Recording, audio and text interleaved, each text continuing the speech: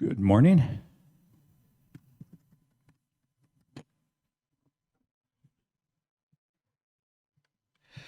That, my friends, is the shin bone of William Dunn. I found it on the ground not far from the site of the Parashant Ranch up on the Shivwitz Plateau, in the exact location where a lot of old-timers claim that the three men from the Powell Expedition, the spot where they were killed by the Indians. A wildlife naturalist tried to convince me that that's the leg bone of a mule deer. But come on, mule deer? No, that's Dunn's. Okay, you're all familiar with the background of the Powell Expedition. A couple of weeks into their trip, they lost a boat in a rapid along with a third of their food. They continued to lose food through wettings and spoilage as they went downriver. And by the time they entered the Grand Canyon in early August, they were really seriously running short. And it wasn't even good food either. This was, they were living on rancid bacon and biscuits made from musty flour, dried apples, and coffee. On August 27th, they made camp across from a big river coming down from the north, below which was the worst rapid they had yet encountered in 3 months. And at that point, 3 of the guys said, "No moss, we're quitting, we're not going to go through the river, we're going to climb out of here and try to reach Mormon settlements to the north." Orr Mulholland, at age 36, was the oldest member of the entire expedition. He was a few months older than Powell himself. His younger brother, Seneca, at age 26, and a young but very experienced outdoorsman named William Dunn, age 24, all decided to climb out. And they made it, too. They made it to the rim, but reportedly a few days later, they were killed, either by Shivwitz Indians or by Mormons, depending on which historian is telling the story. We will never know the truth, I think, and it's not the purpose of this talk to answer that question. But what we can do with the information available to us is figure out to a fairly high degree of accuracy the route that the 3 men followed to get out of the canyon. And the button is now working. Whoops, back up. Okay, so what do we know? We know that the 3 men left the river at mid-morning on August 28th. Now, why mid-morning? Why didn't they start at daybreak? Because they helped the other 6 men line the last 2 boats down the upper part of Separation Rapid to give them a better shot at a successful run down the river before starting their trek up the canyon. And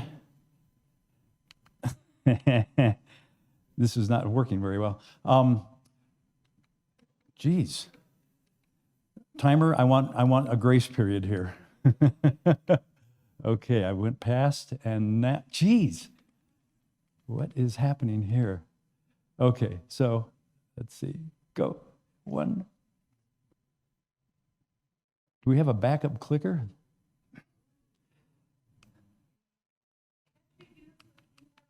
That might work better. Let's do that.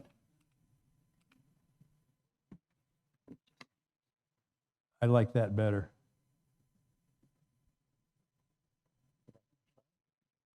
I want this one, yeah, that one right there. But what are you doing to advance it? That button there, okay, all right. Anyway, what we've heard, but what's never been documented or verified, is that they were murdered either near the Parashant Ranch on August 31st, or they were murdered somewhere south of Washington, Utah on September 2nd. So the question becomes, what route would they have had to follow to get to either of those 2 locations by either of those 2 dates? Well, here's our map. The bottom star is the mouth of Separation Canyon. The middle star is the site of the Parashant Ranch, and that upper star is somewhere south of Washington, Utah. And I can tell you without hesitation that if they could get to that middle star, to the Parashant Ranch, which is where I found William Dunn's shin bone, then they would have no trouble reaching that upper star 2 days later, because basically that's just open, rolling grasslands and sparse forests. There's no canyons, no cliffs, no rivers. That would be an easy walk. The hard part would be getting from the river up to the ranch. As the crow flies, it's 28 miles from the river to the ranch, but as you all know, nothing in the canyon occurs in a straight line, and the path that the men would have followed would have been closer to 45 miles. What did they have going for them? Well, they were young. They were in good condition. They'd been doing this field work with Powell for a number of months, lots of outdoor experience, and it had been a very wet summer. On the other hand, they were hungry, possibly malnourished, given the crap they'd been eating. I expect their shoes were in bad shape. They'd been lining boats through rapids for 3 months. and they didn't know where they were going. So let's follow the three men as they head up the canyon. Now, if this slide looks familiar to you, that means you've been to the IMAX Theater in Tucson, Arizona at the South Rim.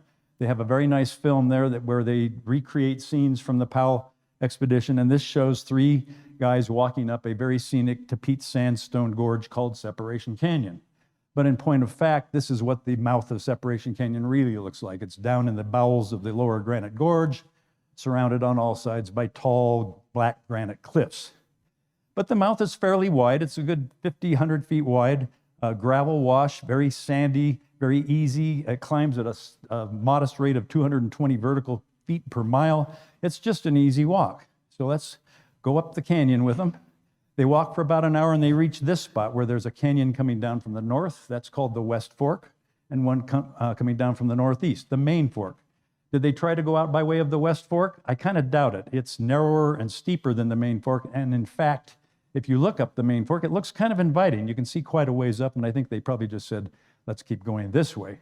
If they had tried to go up the West Fork, they would have been stopped by this 300-foot cliff after a mile or two and would have had to go back anyway. So no, I think they just went up this rate to this point here. They're now about 6 miles from the river. There's a ravine going off to the south and one going to the north. They want to go to the north toward the Mormon settlements they know about. So they're going to go up this canyon like this, and then when they hit that corner and turn, they're going to see this 200-foot pour off in the Redwall limestone. Okay, I guess we're not getting out that way. What about this other ravine? Let's try this one. Well, it's narrow, but it's very pretty. It's got a running stream and gets narrower and narrower and finally ends at this big chalk stone behind which are more pour-offs, so they wouldn't have been able to get out that way. So now they're left with this wrong way canyon. They have to go to the south when in fact they want to go to the north. But this one turns out to be a cakewalk. It's wide, it's flat. It's just, I can't believe how easy this walk is. They couldn't have picked an easier canyon to walk out of. And so they head south, and after about 4 more miles, they reach the top of the Redwall. They've reached the top of the Redwall without having to climb anything, which really amazes me. They're now about 10 miles from the river. They've probably walked about 15 miles during the day. It's pushing 5 p.m., I would guess, and I'm figuring they're going to be spending their first night camped below the rim. But they have a decision to make here because there's a ravine coming in from the northeast and one coming in from the north. Now, which way should they go? The one from the northeast looks kind of easy. The Supai sandstone is broken down, and I look up that thing, I think I could get up that. But then the one from the north looks the same. So which one did they pick? Well, if they went north, they would have gone up that ravine to the top of the Supai. They're now standing on the Sanup Plateau, and looking to the north, they would have seen this.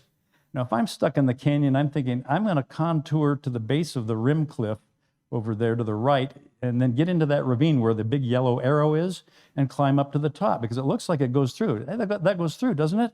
No, it doesn't. There is a 15-foot band of Coconino sandstone up there that's unbroken. There's no way through it without special equipment. They would have been turned back. This delay would have cost them at least a half a day, maybe more, very possibly precluding their ability to get to the Parashant Ranch in time to get murdered. Okay? So they would have had to go the other way. Now, because I have absolutely no imagination, I refer to this route as Gateway Canyon. It turns out to be the easiest way into the Separation Canyon drainage, but let's continue. Back in, they're at the top of the Redwall, and in 1978, a man named Michael Belshaw of Prescott, Arizona, did exactly what we're doing today. He evaluated the Separation Canyon drainage, he figured out which way he thought the men went, and he published his findings in the Journal of Arizona History. Unfortunately, once above the Redwall, Belshaw got really short on details, but fortunately, he put a couple of photographs in his article. So let's go up Gateway Canyon and stop just short of the top of the Supai. This photo from Belshaw's article shows the top of the Supai, and on the left side, you can see a talus going up to almost to the top. Here's my photograph of the same spot. And then at the very top, there's a crevice that he says you have to crawl through to take the last 15 or 20 feet to the top of the Supai. And there's my picture of the same crevice. So Belshaw and I agree that they went up Gateway Canyon. After reaching there, he doesn't talk about what way they made it to the rim. But if you get to the top of the Supai on Gateway Canyon, you'll see 1, 2, 3, 4, 5 different routes to get up to the rim.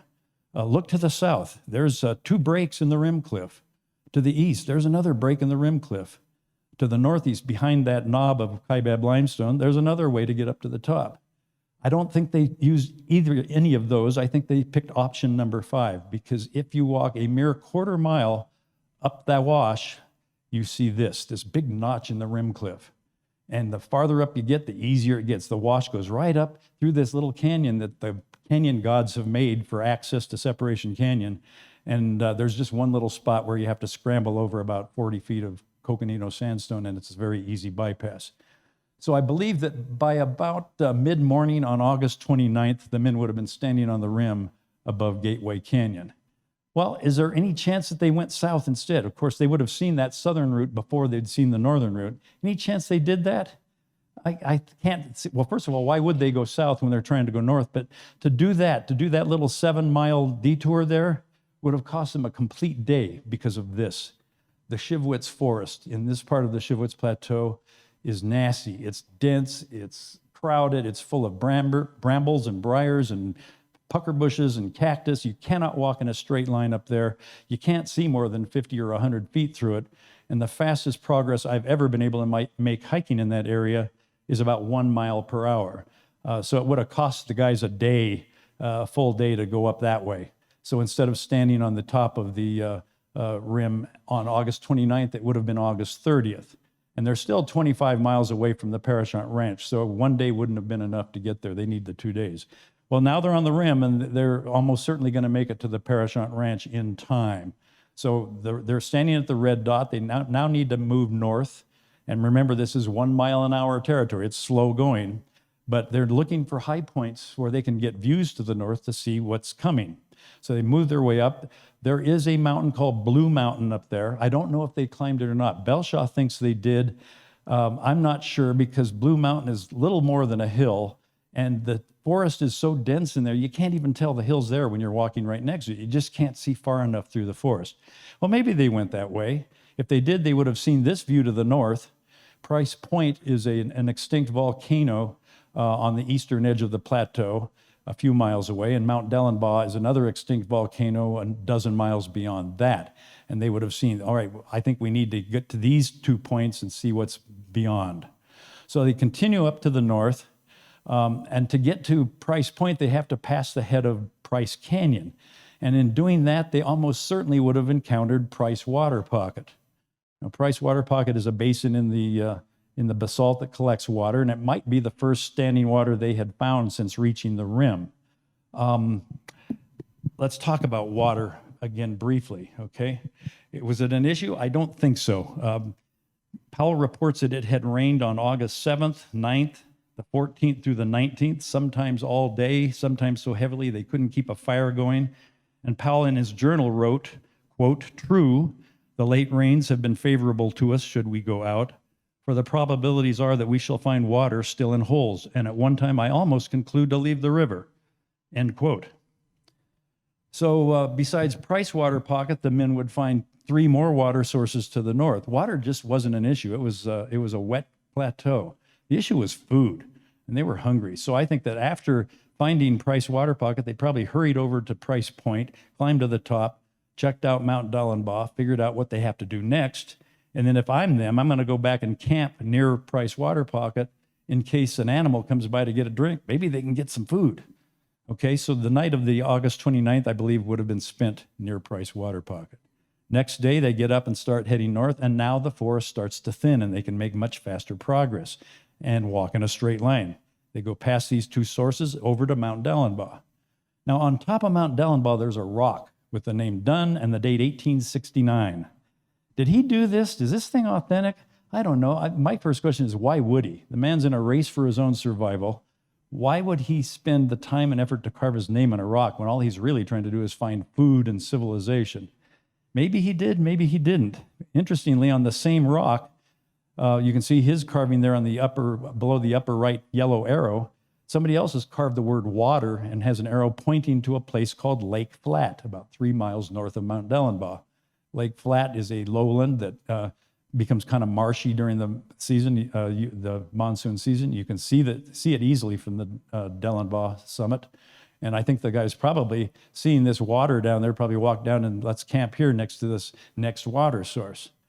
Well, the next day, I don't know what happened. It is the 31st. They're only 7 miles from the Parashant Ranch. Maybe they met up with the Shivwits there. Maybe they met up with the Mormons there. Maybe something else happened.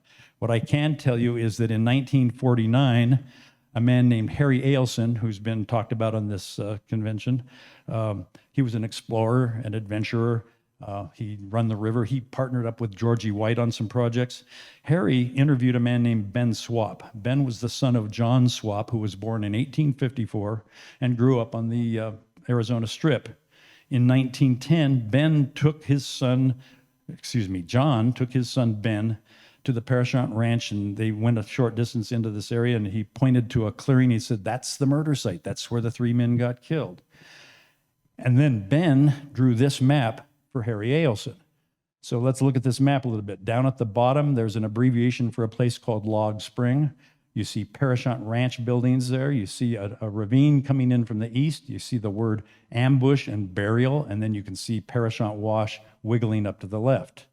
Here's the actual U.S. Geological Survey map of the same area. There's Log Spring. There's the ravine coming in from the east. You can see the creek bed wiggling up to the left. There's the Parashant well up there, and that red X is supposed to be the murder site. Is that where it happened? I don't know. I went to Log Spring. It's kind of a neat looking place. And a short distance later, there's this clearing. It's a perfect place for an ambush. You're unprotected. Anybody standing up the hill to the right would be under cover, and maybe this is where it happened. We just don't know. All we're left with is more questions and William Dunn's shin bone. Thank you.